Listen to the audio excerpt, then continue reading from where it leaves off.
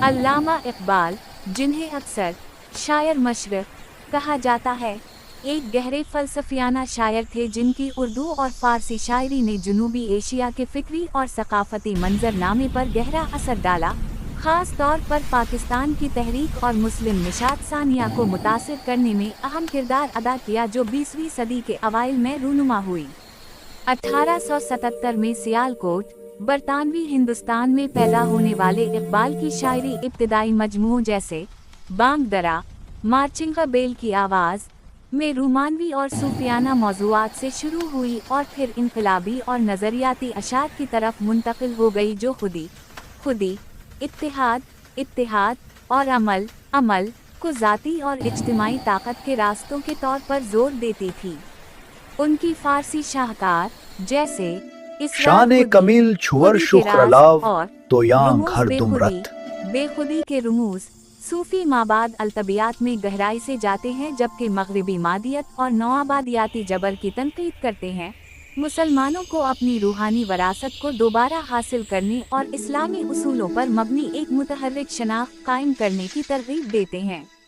यहाँ तक कि उनकी शायरी में इकबाल ने मगरिबी फ़लसफ़े जैसे नीत्शे और बर्गसन के असरात को जज़्ब किया, लेकिन इन्हें इस्लामी रिवायात के साथ मिलाकर एक मुनफरिद नज़रिया पेश किया जो फ़र्द की अंदरूनी ताकत को उजागर करता है। इकबाल की उर्दू शायरी बशमूल मशहूर टुकड़े जैसे शकुए, शिकायत और जवाब शकुए, शिकायत का जवाब खुदा के साथ एक मकालमा पेश करती है,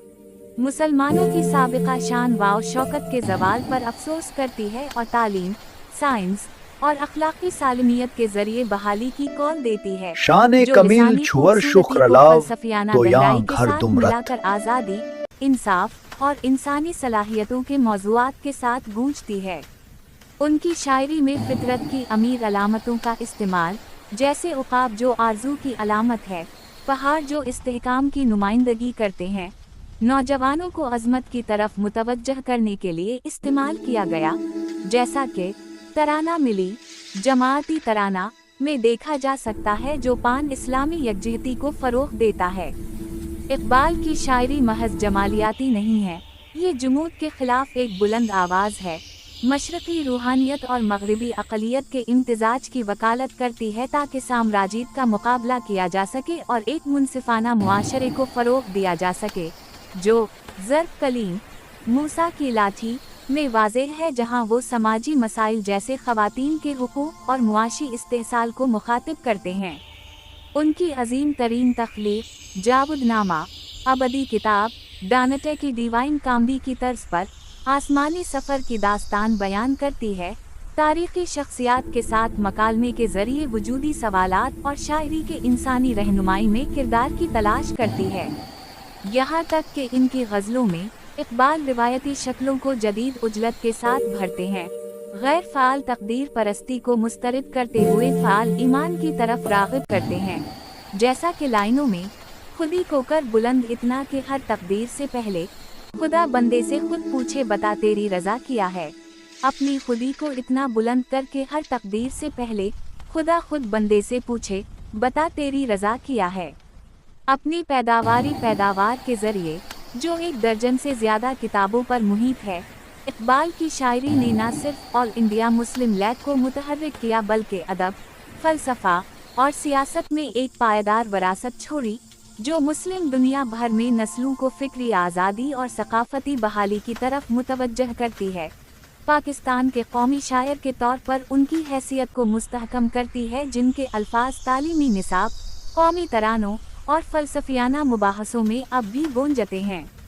मज़ीद बरा इकबाल की शायरी में इस्लामी तारीख़ और तहज़ीब की अक्कासी भी मिलती है, जहाँ वो मुसलमानों को अपनी माजी की शान को याद दिलाते हुए मुस्तक़बिल की तामीर की तरफ बुलाते हैं। उनकी नज़मों में एक ऐसा जज्बा है जो कौमी बेदारी को जगाने का काम शान करता कमील है। छुअर शुक्रलाव फ़लसफ़ियाना तो यां बसीरत घर ने इन्हें दुमरत एक अज़ीम मफ़क्कुर के तौर पर भी कायम किया, जो फ़र्द की खुद शनासी को इज्तिमाई तरक्की का बुनियाद करार देते हैं।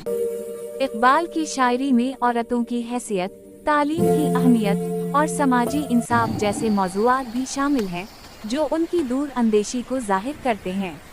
वो मगरबी तहजीब की तनकीद करते हुए भी इसकी मुस्बत पहलुओं को अपनाने की तलकीन करते हैं, जैसे साइंसी तरक्की और अक़ली सोच। उनकी शायरी का असर न सिर्फ पाकिस्तान बल्कि ईरान, तुर्की और दीगर मुस्लिम ममालिक में भी देखा जा सकता है, जहां इन्हें एक अजीम शायर और मफक्कुर के तौर पर याद किया जाता है। इकबाल की मौत 1938 में हुई, लेकिन उनकी शायरी आज भी जिंदा है, जो नौजवानों को अपने अंदर की ताकत को पहचानने और दुनिया को बेहतर बनाने की तरगीब देती रहती है। उनकी किताबें जैसे बाग जिब्रील और पैम मशरिक़ भी उनकी शायरी की गहराई को मज़ीद उजागर करती हैं, जहां वो मशरिक़ और मग़रिब के दरमियान मकालमा कायम करते हैं। मजमूई तौर पर अल्लामा इकबाल की शायरी एक ऐसा खजाना है जो रूह को जगाता है, दिमाग को चैलेंज करता है और अमल की तरफ बुलाता है, जो उसे वक्त की हुदूद से मावर